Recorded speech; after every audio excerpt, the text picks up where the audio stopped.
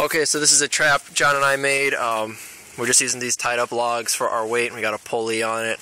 So we're using a homemade trigger system I came up with and net that John and I made. So the biggest problem I have with most triggers is in order to get a decent amount of weight on them, it puts so much tension on the actual trigger that I think it's a little hard to set them off. And so I came up with this here, and I think it works really well because you can put a lot of weight back here on this stick, and you put it far back here so that most of it's pulling up at this end and it just stays locked into that stick.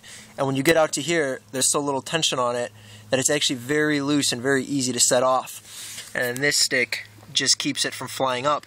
And what's nice about this is as soon as you get this to pull a little bit and it gets off center, the weight pulling up on it will just take it. So you just have to get it to wiggle just a little bit and it'll go. The one thing is, be careful from this distance to this. If this stick can touch this, when this releases, it'll just fly up and hit this, and sometimes still stay locked in there, and then your trap won't go anywhere. So what we use is we use this string here. We tied a bunch of peanut butter and Cheerios on it, bundled it all up, kind of tied it there, and then tied it off to that stake. And then we just have our net, which you can see in the background.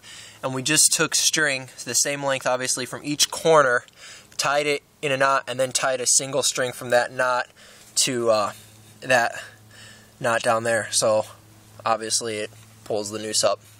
So that's it.